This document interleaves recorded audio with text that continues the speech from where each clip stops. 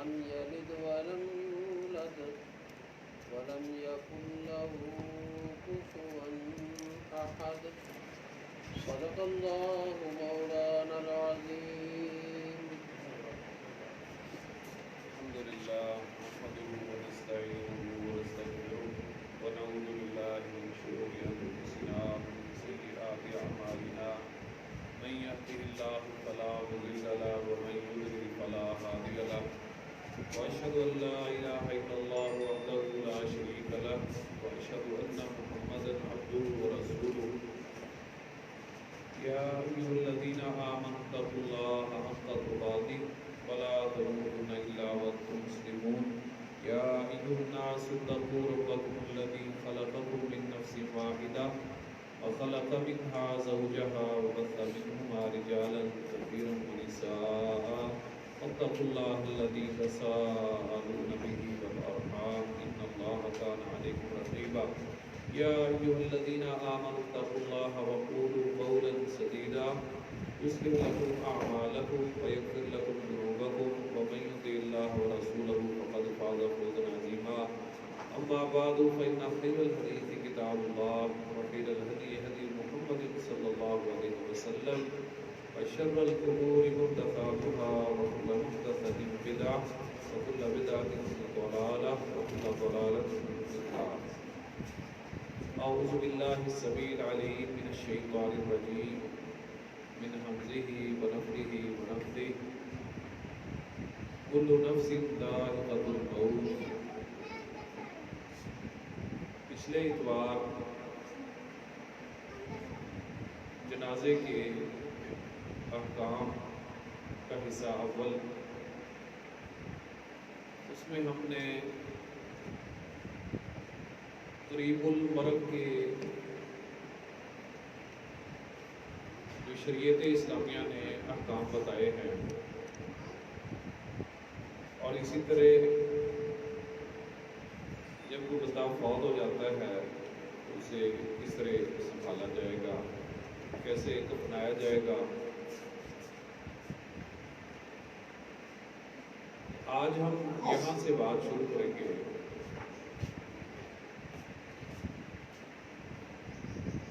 اسلام میں جب کوئی فوت ہو جاتا ہے اسے دفنانے کا حکم ہے.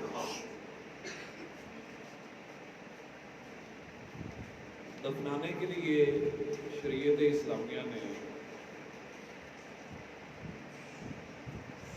میت کو زمین میں گڑھا کھود کر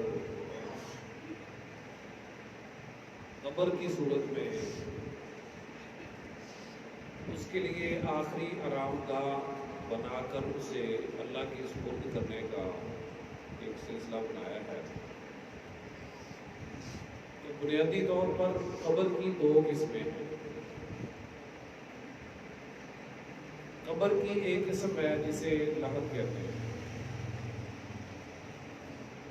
اور دوسری قسم اسے شق کہتے ہیں. عام طور پر جو لحد ہے اسے بغلی قبر کہا جاتا ہے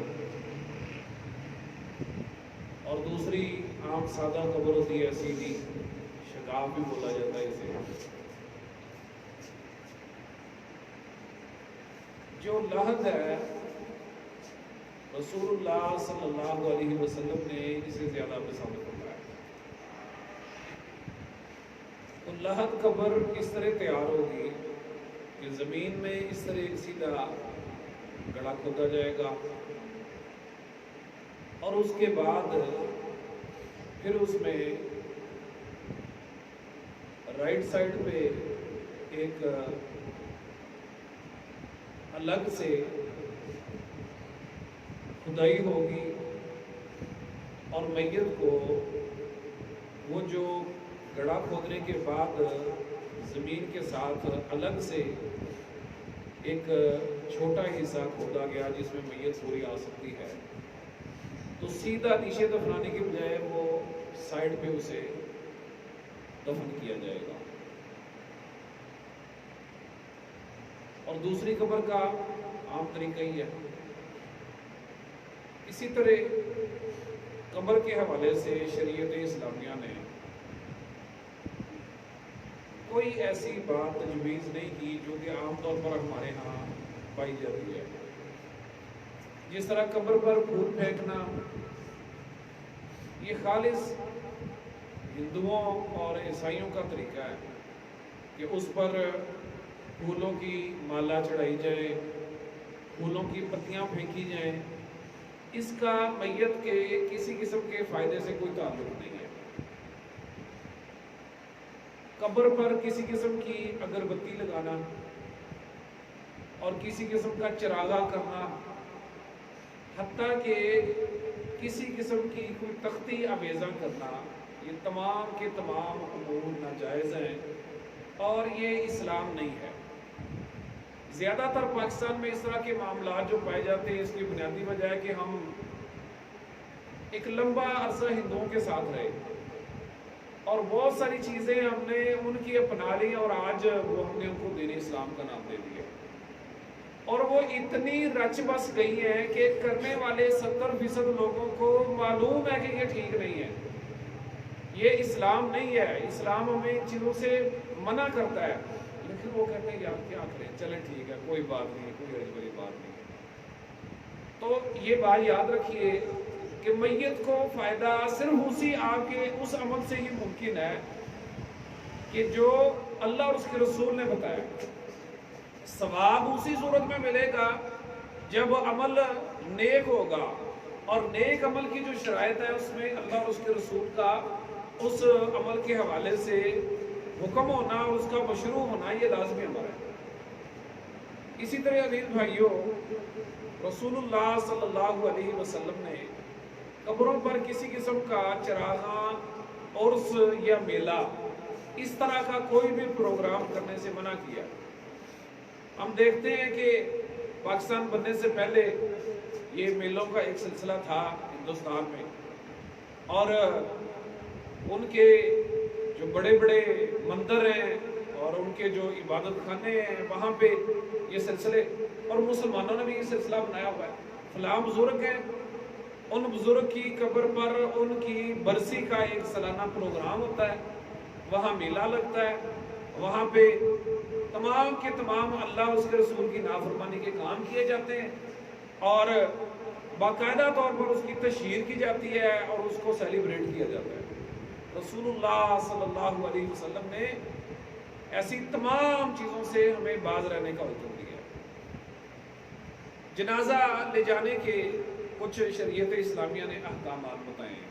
پہلی بات تو یہ ہے کہ جنازہ جب قبرستان کی طرف لے جایا جائے گا تو اس میں شریعت نے خواتین کو یہ سفر مردوں کے ساتھ کرنے سے منع کیا ہے. مرد حضرات جنازے کو اٹھائیں گے اور اسے لے کر کے جائیں گے، اور رسول اللہ صلی اللہ علیہ وسلم نے جنازے کے ساتھ کسی قسم کی آواز بلند کرنے سے منع کیا ہے. کسی کو دین کی الف با بھی نہیں آتی، وہ بھی جنازہ اٹھا کے اتنی بلند آواز سے کہتا ہے کلمہ شہادت. بھائی یہ کون سا اسلام ہے؟ کہاں قرآن میں کہیں ہے کیا رسول اللہ صلی اللہ علیہ وسلم کا کوئی فرمان ہے؟ باوجود اس کے کہ ہمارے پاس اس کی کوئی دلیل نہیں ہے، لیکن آپ کوئی بھی جنازہ دیکھیں، بے دین سے بے دین بندہ ہوگا لیکن وہ اتنی با آواز بلند کلمہ شہادت یہ کہہ کر، اور باقی لوگ جو ہیں وہ ساتھ کلمہ پڑھتے ہوئے نظر آتے ہیں. رسول اللہ صلی اللہ علیہ وسلم نے میت کو جب لے کے جایا جائے، جنازہ جب لے کے جایا جائے، رسول اللہ صلی اللہ علیہ وسلم نے کسی قسم کا کوئی مشعل جو ہوتی ہے جس میں آگ جل رہی ہو وہ اور آواز بلند کرنے سے نبی علیہ السلام نے بطور خاص منع فرمایا. تو عزیز بھائیو، یہ کلمہ شہادت کہنا نہ اس کا اللہ اور اس کے رسول کا حکم ہے اور نہ اس کا کوئی میت کو فائدہ ہے. ہم جتنا بھی کوئی مزین کام کر لیں، جتنا بھی خوبصورت عمل کر لیں، اگر اس پر جناب محمد رسول اللہ صلی اللہ علیہ وسلم کی مہر نہیں ہے، وہ عمل کسی کسی بھی اعتبار سے قابل قبول ہو سکتا ہے؟ نہیں۔ تو لہٰذا میت کو اٹھانا، جنازہ اٹھانا اور اسے جنازگاہ تک یا قبرستان تک لے کر کے جانا اور کلمہ شہادت با آواز بلند پکارنا، یہ رسول اللہ صلی اللہ علیہ وسلم سے عمل ثابت نہیں ہے۔ اسی طرح نبی علیہ السلام نے جب آپ کسی فوتگی پہ جاتے ہیں تو صحابہ کرام رضوان اللہ علیہم اجمعین فرماتے ہیں کہ ہم رسول اللہ صلی اللہ علیہ وسلم کے پاس موجود تھے کہ اللہ کے رسول صلی اللہ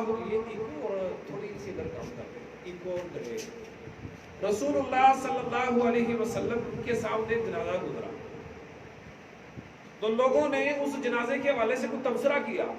ہم بھی کرتے ہیں، کوئی جنازہ گزرے ہم کہتے ہیں فلاں اچھا اس کی تو یہ ہسٹری ہے، یہ تو فلاں علاقے کا M N A M P رہا ہے اور اس کی تو یہ حرکتیں تھی، یہ تو ایسے کرتا تھا، تو تبصرہ کرتے ہیں۔ تو صحابہ کرام رضوان اللہ علیہ اجمعین میں سے بعض لوگوں نے تبصرہ کیا، اللہ کے رسول نے فرمایا واجب ہو گئی۔ کچھ دیر کے بعد ایک اور جنازہ گزرا، لوگوں نے اس کے حوالے سے بھی تبصرہ کیا، نبی علیہ السلام نے فرمایا کہ واجب ہو گئی۔ صحابہ نے پوچھا اللہ کے رسول آپ نے 2 دفعہ یہ 2 مختلف جنازے دیکھ کر فرمایا واجب ہو گئی، اس کا کیا مطلب ہے؟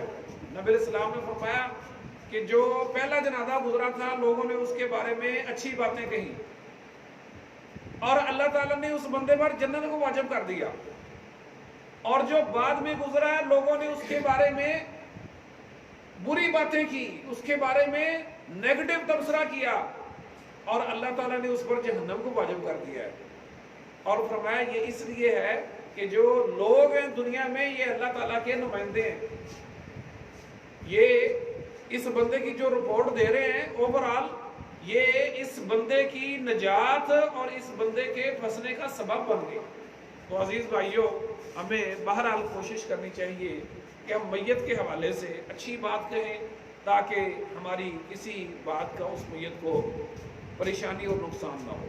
اسی طرح رسول اللہ صلی اللہ علیہ وسلم جب جنازہ پڑھاتے تو عام طور پہ نبی علیہ السلام کا یہ معمول نہیں تھا کہ اللہ کے رسول جنازہ پڑھانے سے پہلے کوئی تقریر کرتے، لیکن بعض روایات ایسی ملتی ہیں کہ نبی علیہ السلام نے بات کی بھی ہے، جیسا کہ نبی علیہ السلام نے یہ قرض کے حوالے سے بھی صحابہ رضوان اللہ علیہم اجمعین سے سوال کرتے بھئی یہ جو میت ہے اس کا قرض تو کسی نے نہیں دینا، اور بھی کچھ ایسی باتیں ملتی ہیں کہ نبی علیہ السلام بوقت ضرورت بات کر لیا کرتے، لیکن تقریر یا درس جنازہ پڑھنے سے پہلے اس کو لازمی سمجھنا یا اس کو ایک معمول بنا لینا یہ بہرحال یہ مسنون عمل نہیں ہے۔ عزیز بھائیوں، ایک بات کہ جب جنازہ کھڑا ہوتا ہے تو ایک شور برپا ہوتا ہے کہ صفیں طاق کر لیں، صفیں طاق کر لیں۔ یاد رکھیے قرآن و سنت میں کوئی ایسی قید نہیں ہے کہ صفیں طاق ہونی چاہیے، یا عام طور پہ کہا جاتا ہے 3 صفیں کر لیں، کم از کم 3 صفیں، اس میں لوگ کم ہو تو ان کو 3 صفوں میں تقسیم کر دیا جاتا ہے۔ یاد رکھیے نبی کریم صلی اللہ علیہ وسلم کا کوئی ایسا صحیح فرمان نہیں ہے کہ اللہ کے رسول صلی اللہ علیہ وسلم نے صفیں طاق کرنے کے حوالے سے حکم دیا ہو۔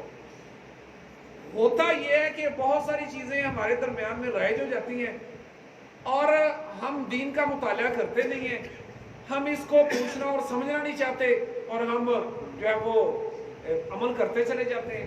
رسول اللہ صلی اللہ علیہ وسلم سے صفیں طاق کرنے کا کوئی ثبوت نہیں ہے۔ ہاں تعداد کتنی ہو میت کو فائدہ ہوگا یہ بات سمجھنی چاہیے۔ رسول اللہ صلی اللہ علیہ وسلم نے فرمایا، صحیح مسلم کی روایت ہے، فرمایا کہ اگر کسی جنازے میں 100 مسلمان صحیح العقیدہ مسلمان ہو، 100 لوگ نماز جنازہ ادا کریں اور جنازہ کی دعاؤں کے ذریعے میت کی سفارش کر دیں، اللہ تعالیٰ میت ان لوگوں کی سفارش کو قبول فرما کر اس میت کو معاف فرما دیتا ہے۔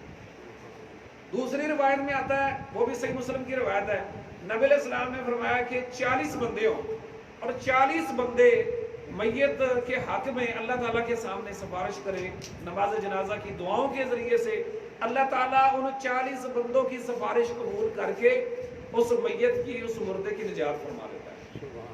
ایک اور روایت ہے رسول اللہ صلی اللہ علیہ وسلم نے فرمایا کہ اگر 4 لوگ ہوں، 4 لوگ، اور وہ اللہ کے سامنے اس میت کی سفارش کرے، اللہ رب العالمین اس میت کو بھی معاف فرما دیتا ہے۔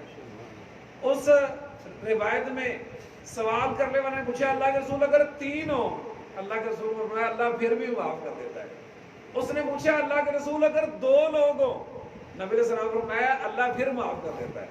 تو صحابی کہتے ہیں پھر میں نے ایک کے بارے میں نہیں پوچھا۔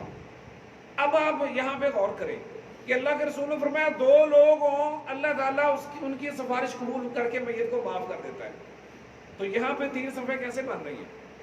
3 لوگ ہوں، اللہ تعالیٰ ان کی سفارش قبول کر کے معاف کر دیتا ہے، یہاں 3 صفحے کہاں بن رہی ہیں؟ نبی علیہ السلام نے فرمایا 40 لوگ ہوں، اللہ تعالیٰ سفارش۔ تو عزیز بھائیو، یہاں جو فکر کرنے والی بات ہے وہ صفوں کی تعداد نہیں ہے، یہاں مسئلہ صفے طاق کرنے کا نہیں ہے، کیونکہ وہ تو اللہ کے رسول نے کہا نہیں ہے۔ مسئلہ جو اہم ہے وہ یہ ہے جو جنازہ پڑھنے آئے ہیں ان کا عقیدہ ٹھیک ہے؟ اگر ان کے عقیدے میں شرک ہے، وہ شرک میں مبتلا ہیں، وہ بدعات کا ارتکاب کرتے ہیں، تو وہ تاکہ صفحے آپ 3 کی بجائے 30 بھی کر لیں تو ان کی دعا کا کیا فائدہ ہو سکتا ہے میت؟ تو عزیز بھائیوں، رسول اللہ صلی اللہ علیہ وسلم نے ایسی کوئی بات ارشاد نہیں فرمائی کہ جس میں میت کے حوالے سے صفحے طاق کرنے کا حکم ہے۔ اب جنازہ آ گیا ہے، جنازہ اگر مرد کا پڑھا جائے گا تو اس میں شریعت نے حکم دیا ہے کہ جو امام ہے وہ سر کے سامنے کھڑا ہوگا اور اس کے پیچھے لوگ کھڑے ہوں گے۔ اگر جنازے میں خواتین شریک ہو، بات آگے آ رہی ہے، مرد کا جنازہ ہے تو اس کے سر کے سامنے کھڑا ہوا جائے گا، اور اگر عورت کا جنازہ ہے تو اس کے درمیان میں امام کھڑے ہوں گے اور جنازہ کی امامت کرائیں گے۔ اسی طرح عزیز بھائیوں، نماز جنازہ میں خواتین بھی شریک ہو سکتی ہیں، جیسا کہ حضرت سعد بن ابی وقاص رضی اللہ تعالی عنہ کی جب وفات ہوئی تو امی عائشہ رضی اللہ تعالی عنہ نے صحابہ سے کہا کہ سعد کا جنازہ مسجد میں لاؤ، میں بھی اس جنازے میں شریک ہونا چاہتی ہوں۔ تو نماز جنازہ میں خواتین شریک ہو سکتی ہیں، البتہ بہت سارے ایسے امور ہیں کہ جن سے شریعت نے منع کیا ہے۔ خواتین کا جنازے کے ساتھ قبرستان میں جانا اور زیادہ قبرستان جانا، یہ شریعت نے خواتین کو اس حوالے سے منع کیا ہے۔ کبھی کبھار خواتین جا سکتی ہیں، لیکن قبرستان کثرت سے جانا یہ خواتین کے لیے درست نہیں ہے۔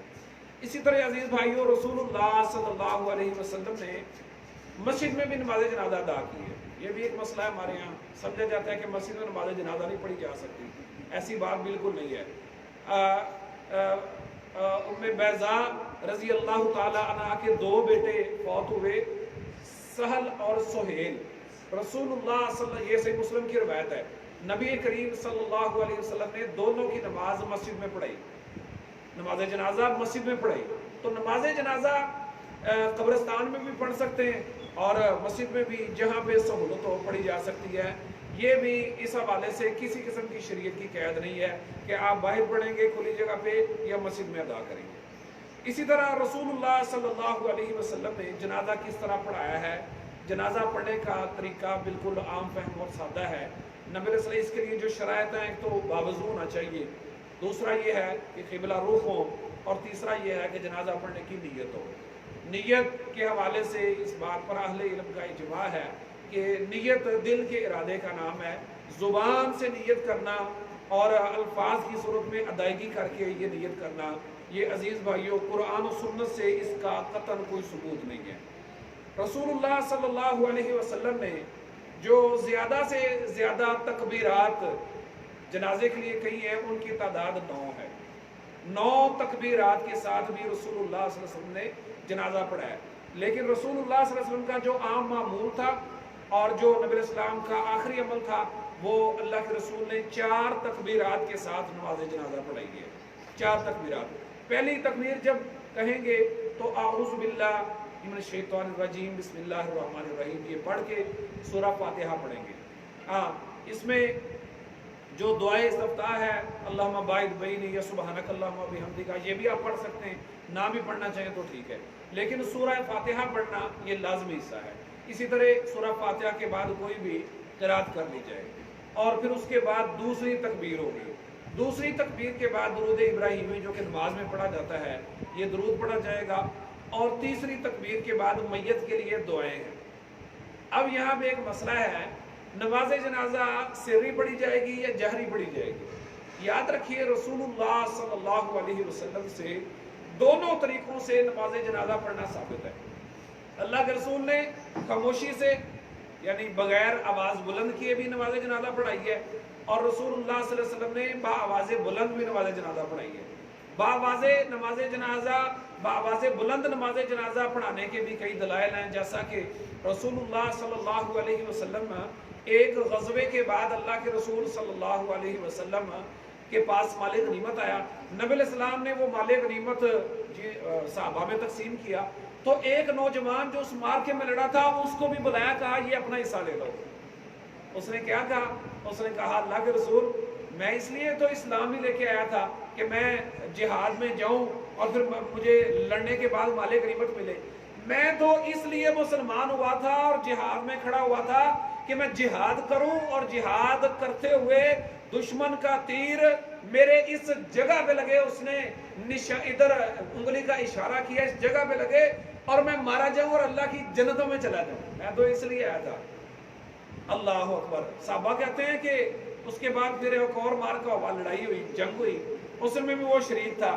تو جب جنگ ختم ہوئی ہم لاشوں کو جمع کر رہے تھے, ہم نے دیکھا اس کی بھی لاش پڑی ہوئی تھی, اور اس نے جو بات اللہ کے رسول کے سامنے کی تھی کہ میں تو اس لیے مسلمان ہوا تھا کہ لڑوں اور پھر مجھے یہاں پہ تیر لگے اور مارا جاؤں, ہم نے دیکھا کہ اس کا بالکل اسی جگہ پہ تیر لگا تھا جہاں اس نے انگلی کا اشارہ کیا, اور وہ شہید ہوا پڑا.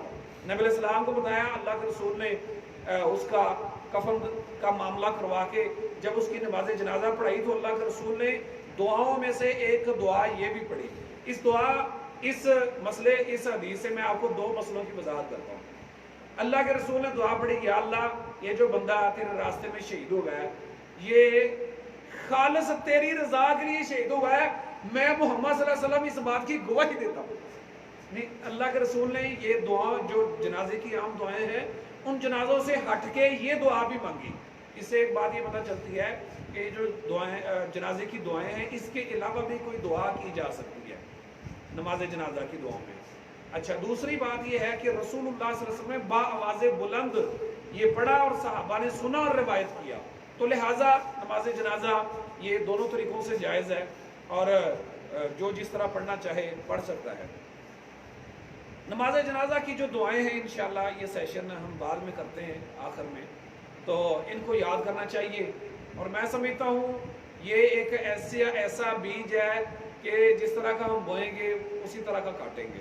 آج ہم کسی کے پیچھے کھڑے ہوں گے, نبی علیہ السلام جب کئی نماز جنازہ پڑھانے لگتے تو اللہ کے رسول صحابہ کو کہتے فَأَخْلِصُوا لَهُ الدُّعَاء, کہ خلوص سے دل کے ساتھ اس میت کے لیے دعا مانگو.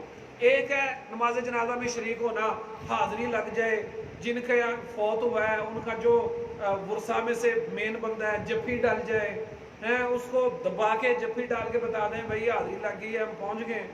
ایک تو یہ مقصد ہے, یہ دنیاوی مقصد ہے. یہ عزیز بھائیو جنازہ میں شریک ہونے کا اصل مقصد یہ نہیں ہے. چلیں تعلق کی بنا پہ انسان بعض اوقات جاتا ہے, کوئی رشتہ داری کوئی احباب میں سے کوئی ہوتا ہے, لیکن آپ اپنا جنازہ میں شریک ہونے کا مقصد یہ سمجھیں کہ انشاءاللہ میں جنازہ پڑھنے آیا ہوں اور خلوص نیت سے اللہ تعالیٰ کے سامنے اس میت کے لیے نماز جنازہ کی دعائیں پڑھ کے جو ہے اللہ کے سامنے سفارش کرنی. جب دعائیں پڑھ لیں تو پھر اس کے بعد چوتھی تکبیر ہوگی, اس تکبیر کے بعد سلام پھیرا جائے گا. تو یاد رکھیے رسول اللہ صلی اللہ علیہ وسلم سے نماز جنازہ کے لیے صرف ایک سلام ثابت ہے, لیکن چونکہ عام نماز کے لیے دو سلام ہے تو لہٰذا علماء اس کو بھی جائز کہتے ہیں. تو لہٰذا زیادہ بہتر ہے کہ السلام علیکم ورحمۃ اللہ, یہ ایک سلام پھیرا جائے, اس سے آپ کی نماز جنازہ مکمل ہو جاتی ہے. لیکن اگر دوسری طرف پھیرنا چاہیں تو جو عمومی سلام ہے نمازوں کا اس پہ محمول کر کے اس کو لیا جا سکتا ہے. آپ میں سے جو احباب الحمدللہ حج عمرہ کر چکے ہیں وہ جانتے ہیں کہ بیت اللہ شریف میں حرمین شریفین میں جب بھی جنازہ ہوتا ہے تو وہ ایک طرف کا سلام ہوتا ہے, اور جو مکبر ہوتا ہے وہ اسی سلام کو جب دہراتا ہے تو لوگ سمجھتے ہیں دوسری طرف کا سلام ہے، تو لوگ وہاں پہ بعض اوقات 2 سلام بھی پھیر رہے ہوتے ہیں، لیکن وہاں پہ ایک سلام کا اہتمام کیا جاتا ہے۔ اسی طرح نماز جنازہ کے حوالے سے یہ بات بھی آپ کے ذہن میں رہے کہ غائبانہ نماز جنازہ یہ بھی بالکل جائز ہے۔ صحیح البخاری میں یہ روایت ہے کہ رسول اللہ صلی اللہ علیہ وسلم کو حبشہ کا جو بادشاہ تھا اس کی اطلاع ملی کہ وہ وفات پا گیا، مدینہ میں اطلاع پہنچی، تو اس کا ذکر ہم نے پچھلے سیشن میں بھی کیا تھا۔ اللہ کے رسول نے کہا بھی جا کے اعلان کرو، اس کا لوگوں کو بتاؤ اور لوگوں سے کہو کہ مسجد میں جمع ہو جائیں، تو جمع ہو جائیں، ہم نجاشی کی جو ہے وہ غائبانہ نماز جنازہ ادا کریں گے۔ تو لہٰذا اگر کوئی میت آپ سے دور ہے، آپ وہاں نہیں پہنچ پائے، تو غائبانہ نماز جنازہ ادا کرنا یہ بالکل درست ہے۔ تدفین کے حوالے سے اب یہ بات ذہن میں رہے کہ تدفین کرتے وقت جو میت ہے اس کو جب قبر میں اتارا جائے گا تو اس وقت رسول اللہ صلی اللہ علیہ وسلم نے ایک دعا سکھائی ہے۔ یہاں ایک بات ذہن رہ گئی ہے، کچھ لوگ ہیں نماز جنازہ ادا کرنے کے بعد پھر ایک طرف دعا کے لیے کھڑے ہو جاتے ہیں۔ میں صرف یہ بات کہنا چاہوں گا کہ اللہ تعالیٰ ہمارے حالوں پہ رحم فرمائے، کہتے ہیں آمین، آمین۔ کہ ہم سنت کو چھوڑ کے پتہ نہیں کیوں بدعت کو اختیار کرنے میں زیادہ فائدہ سمجھتے ہیں۔ بھئی شریعت اسلامیہ جو جنازہ ہے یہ کیا ہے میت کے لیے؟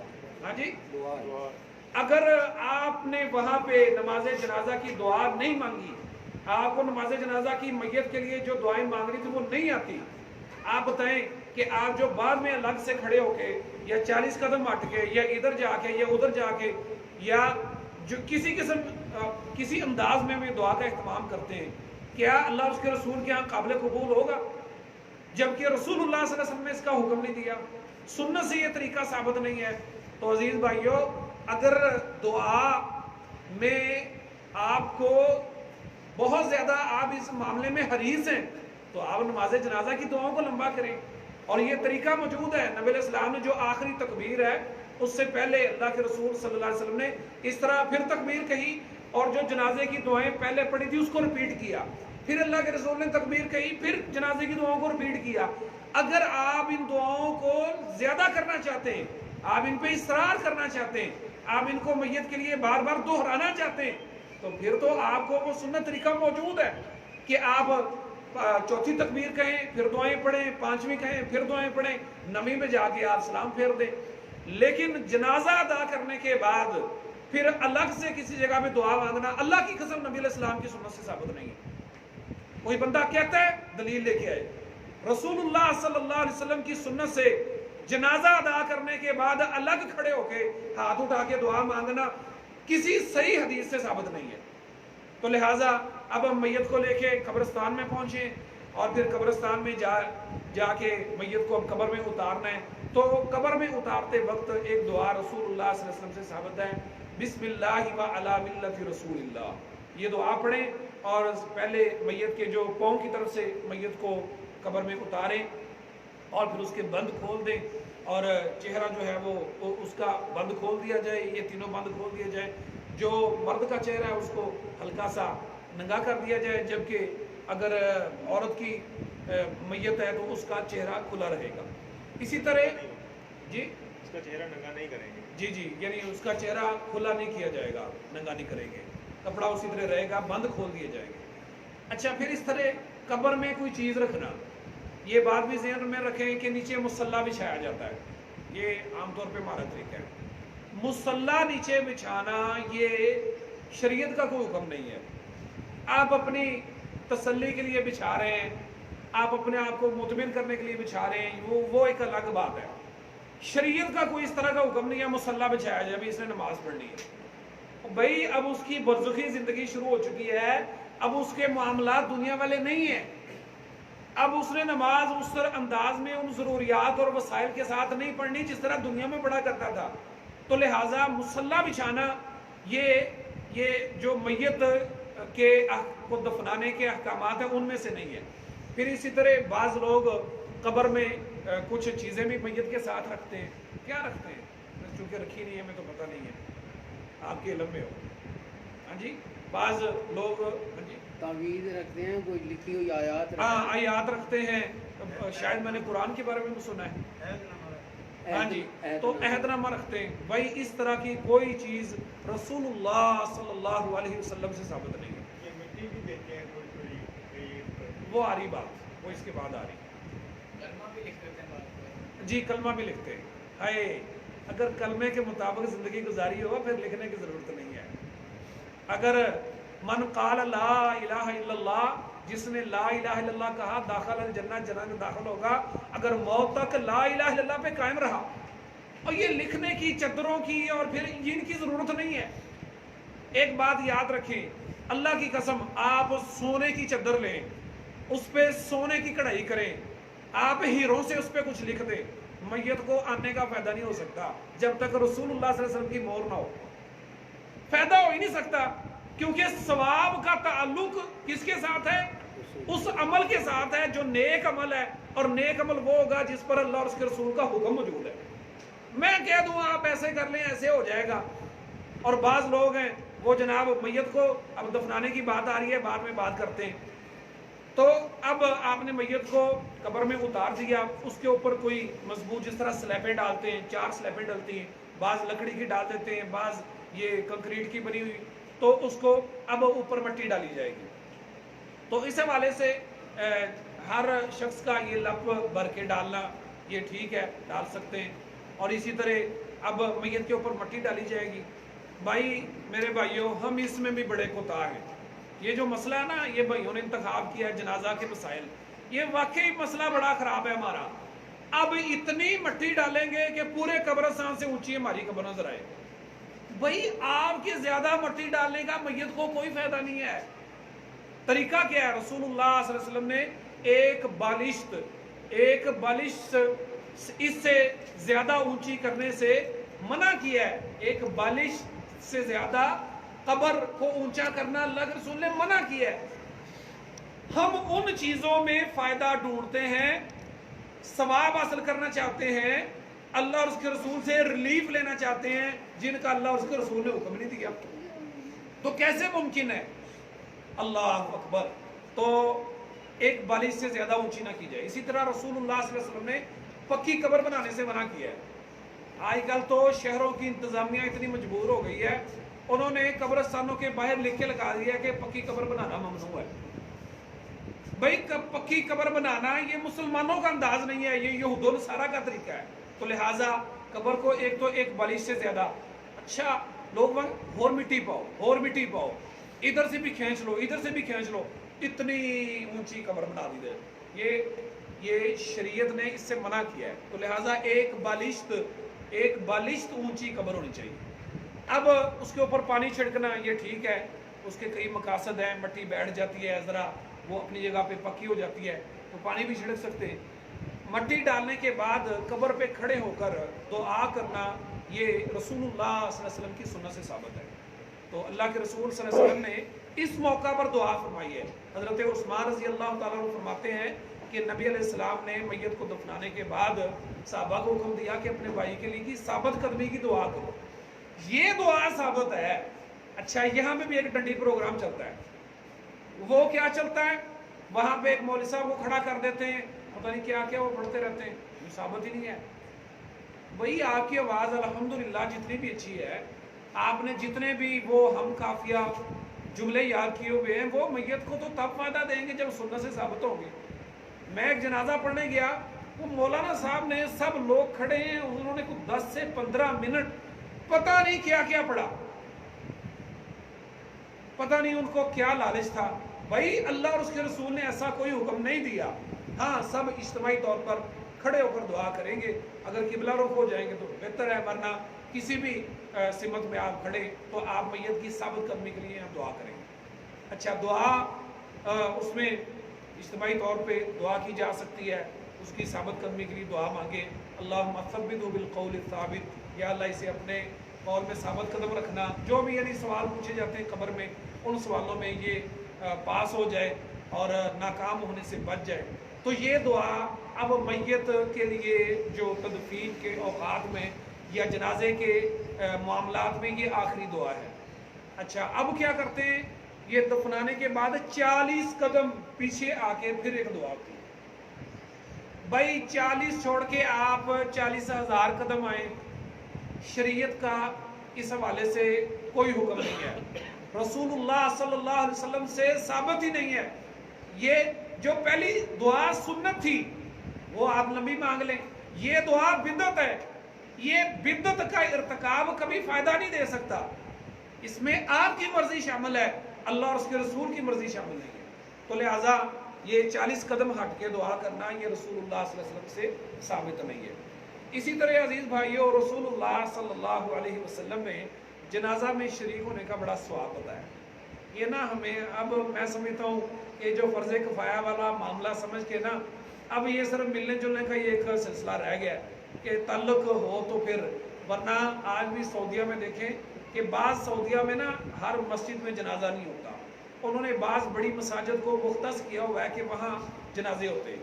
तो चूँकि गाड़ियाँ मौजूद हैं तो लोग, तो वहाँ तकरीबन हर नमाज में कई कई जनाजे होते हैं। तो कुछ लोग हैं जो सिर्फ जनाजे का सवाब लेने के लिए मसाजिद में जाते हैं। तो इसको मिलने मिलाने, ताल्लुक वास्ता, हाज़री, इससे भी कुछ हट के सवाब की नीयत से जनाजा अदा करना। रसूलुल्लाह सल्लल्लाहु अलैहि वसल्लम ने फरमाया कि जो अपने मुसलमान भाई की नमाज जनाजा अदा करता है उसको एक क़िरात सवाब मिलता है। कितना? एक क़िरात। और जो उसकी तदफीन में भी शरीक होता है उसको 2 क़िरात मिलते हैं। तो सहाबा ने पूछा अल्लाह के रसूल क़िरात क्या है? तो अल्लाह के रसूल ने फरमाया कि 2 क़िरात 2 पहाड़ों के बराबर है। तो लिहाजा ये 2 क़िरात सवाब इसको हासिल करना, इसमें जितना इखलास होगा आपका पहाड़ उतना बड़ा होगा। कि अगर इखलास भरपूर होगा तो हो सकता है कि माउंट एवरेस्ट से बड़ा अल्लाह ताला पहाड़ का सवाब दे दे। और अगर इखलास किसी नाम का ना हुआ और सिर्फ हाजिरी लगवाना मकसूद हुआ तो फिर शायद शिमला पहाड़ी जितना भी सवाब ना मिले। तो ये हमारे इखलास और खुलूस पर ये मबनी है बात। तो टाइम हो रहा है, बस 2-4 मिनट बाद खत्म कर रहे हैं। तो अजीज़ भाइयों, नमाज जनाजा में शरीक होना चाहिए और दुआएं भी याद होनी चाहिए। इसी तरह अब एक मसला हमारे यहाँ आम तौर पे पेश आता है कि मुखन्नस की नमाज जनाजा किस तरह अदा की जाए। ये कुछ लोग शायद ये बात ना समझें जिन्हें उसरा कहा जाता है, या तो इसकी नमाज जनाजा, बाज़ कहते हैं इसकी नमाज जनाजा होती नहीं है, बाज़ कहते हैं कोई ख़ास कोई मुख्तलिफ तरीका है। कोई ऐसी बात नहीं है। अगर जो फौत होने वाला मुखन्नस है उसमें शबाहत लड़कियों वाली है तो अहकाम सारे जो औरत के अहकाम है वो होंगे। अगर शबाहत उसकी मिलती जुलती है मर्द से तो मर्द वाले अहकाम होंगे। अदरवाइज टोटली मुखन्नस है तो आप उसको आम तरीके से ही उसका कफन दफन करेंगे और नमाज जनाजा अदा की जाएगी। वो अल्लाह के हुक्म से एक ऐसा पैदा हुआ है, उसमें अपना तो उसका कसूर ही कोई नहीं है। और ये जो 2 नंबर मुखन्नस बने फिरते हैं हर इशारे पे, तो इस तरह के बाद वक्तों को अल्लाह से डरना चाहिए। इसी तरह रसूलुल्लाह सल्लल्लाहु अलैहि वसल्लम ने खुदकुशी करने वाला जो बंदा है उसकी नमाज जनाजा नहीं पढ़ाई, लेकिन बहरहाल अल्लाह के रसूल ने नहीं पढ़ाई। जिस तरह अल्लाह के रसूल ने बाज़ लोग जिनका कर्ज था उनकी नमाज जनाजा नहीं पढ़ाई, तो अगर कोई खुदकुशी कर लेता है तो उसकी नमाज जनाजा अदा की जाएगी, अल्लाह ताला से मग़फ़िरत की दुआ की जाएगी, अल्लाह ताला माफ़ करने पे कादिर है। तो अजीज़ भाइयों, शौक़ की कैफियत क्या होगी? यहाँ भी बड़ा डंडी प्रोग्राम है।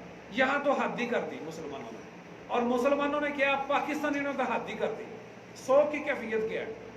मुझे एक भाई 2 दिन पहले बैठे हुए थे, वो बता रहे थे हमारे वाले साहब फौत हुए, 2-3 लाख रुपए का हमारा खाना लगा। 2-3 लाख, चूंकि खानदानी थे जरा आमदरफ ज्यादा थी, 2-3 लाख रुपए हमारा खानों पे लग गया। अच्छा, अब शौक को भी शादियों से ज्यादा जो गहमा गहमी का सिलसिला बना लिया गया। अजीज भाइयों, शरीयत ने जो कहा ना 3 दिन सोग है घर वालों के लिए, अहले खाना के लिए 3 दिन सोग है, वो हुक्म भी खवातीन के लिए है। ये जो पूरा है ना 3 दिन पूरा बिछा के बैठना, ये शरीयत में इसका कोई हुक्म नहीं है। आप कहेंगे मौलवी साहब आप कोई अनोखी आज बातें की जा रही हैं। ये पूरा बिछाना, ये दरिया बिछाना और फिर जो भी आता है उधर बैठ जाता है। हमारे यहाँ तो जरा हुक्के शुक्के का निज़ाम नहीं है, वरना तो हुक्का भी नहीं बुझने दिया जाता और भरपूर चलता है। और एक बात तो आपके ज़हन में रहे कि 3 दिन वाला, भाई बच्चे ज़रा खामोश हो जाए, 3 दिन का जो हुक्म है ये खवातीन के लिए है कि वो 3 दिन एक जगह पे घर में मौजूद रहें ताकि जो खवातीन हैं वो आएँ उनके साथ इजहार अफसोस ताज़ियत कर सकें। मर्दों के लिए इस तरह कोई चीज़ बिछा कर बैठना یہ ایک شریعت کا کوئی حکم نہیں ہے. یہ آپ کہہ لیں ہندوستان کا رواج ہے، یا آپ کہہ لیں کہ جناب بس ایک بات چلی آ رہی ہے، بس ٹھیک ہے بس چل رہا ہے، وہ بس ہو سکتا ہے. یہ قرآن و سنت سے اس کا کوئی ثبوت نہیں ہے.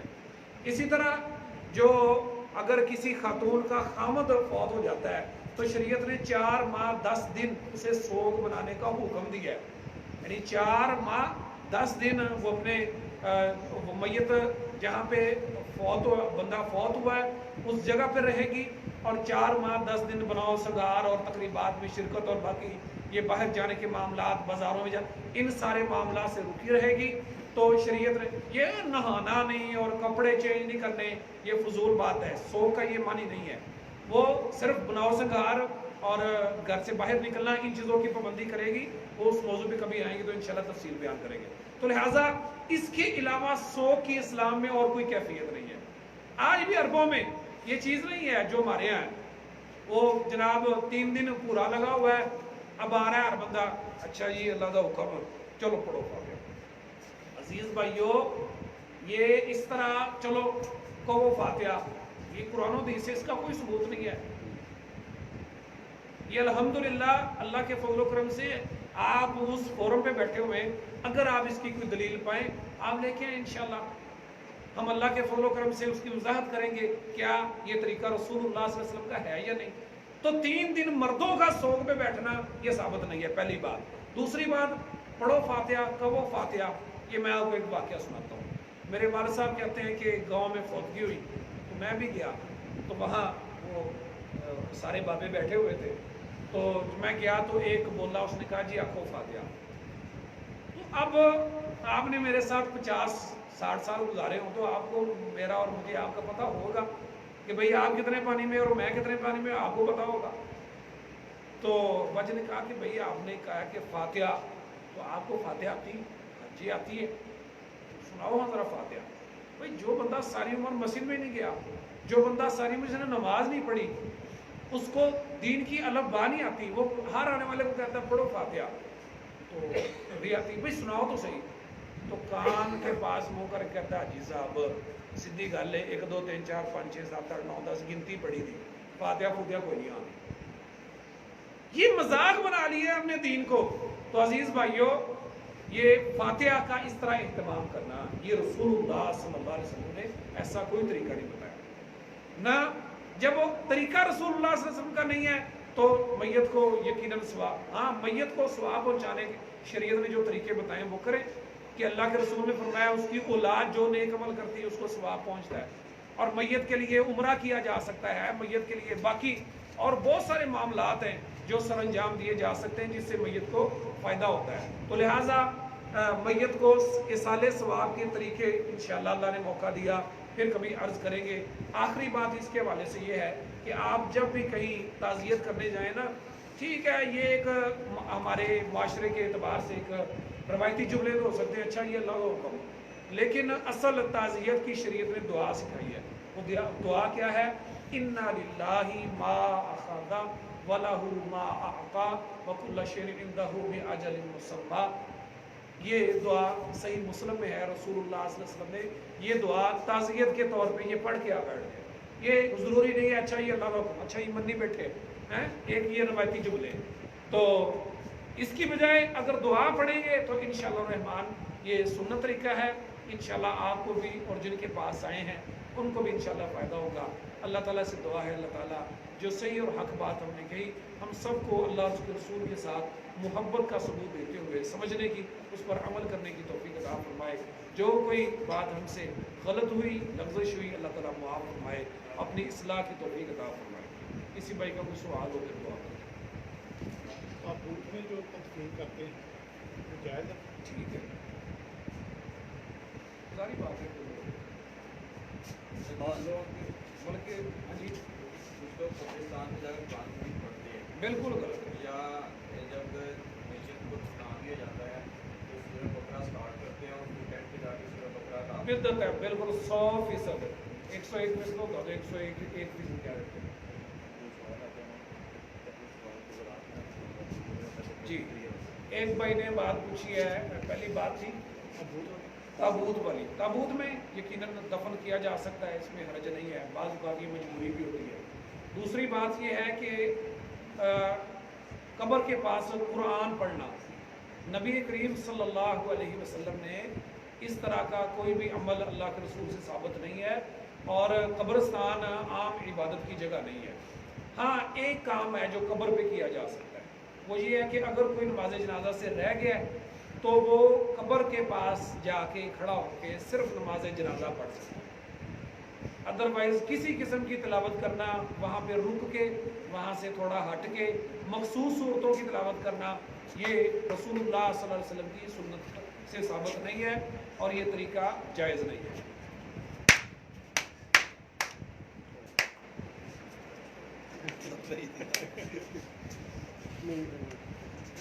जी, तदफीन के बाद जो है वहाँ पे लवाहकीन में से बैठना, वो जो हदीस मुबारक का जिक्र आता है कि एक ऊँट ज़िबा करके और उसके तकसीम होने तक का टाइम जो है, नहीं ये रवायत ये रवायत नहीं, इसकी तरफ वजाहत देता कि सवाल है।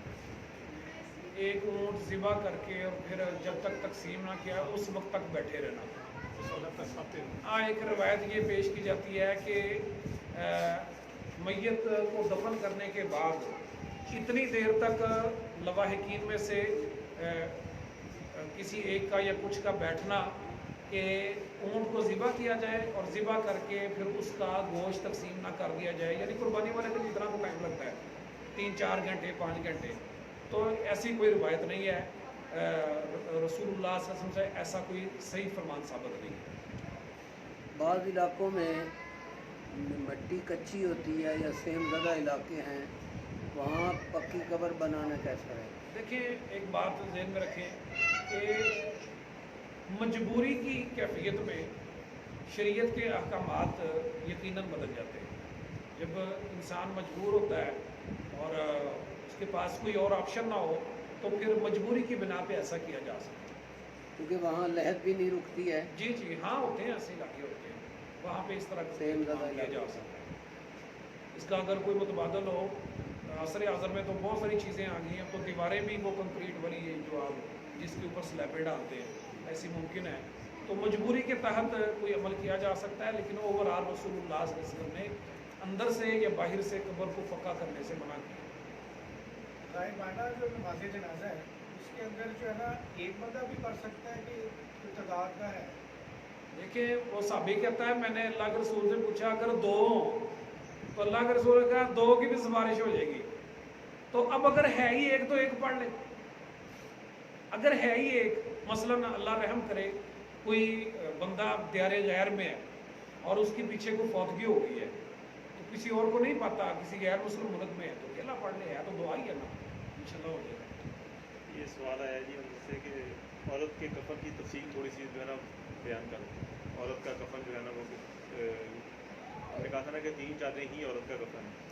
मैंने ये अर्ज की थी कि एक इजाफी चादर जो है ना ऊपर बिछाने के लिए, और एक ये जो स्कार्फ के तौर पे इस्तेमाल होती है, ये मुकम्मल तफसील। हाँ जी, ये औरत के कफन के हवाले से ये हमने पिछले दर्स में भी ये बात अर्ज की थी कि औरत का कफन ये अगर तो जितनी चादरें मर्द की हैं उतनी भी रहें, कोई हर्ज नहीं है, लेकिन उसमें इजाफा भी किया जा सकता है। एक चादर इजाफी ऊपर डालने के लिए और एक चादर जिसका वो स्कार्फ या दुपट्टा जिसे कहा जाता है बनाया जाता है, जिससे उसके सर को और बालों को कवर किया जाता है, तो ये 2 चादरों का इजाफा करके 5 चादरों का भी ये कफन हो सकता है। लेकिन उनका साइज यकीनन मुख्तलिफ होता है। ये जो दुपट्टा होता है ना, वो आम चादर जितना नहीं होता, छोटा होता है।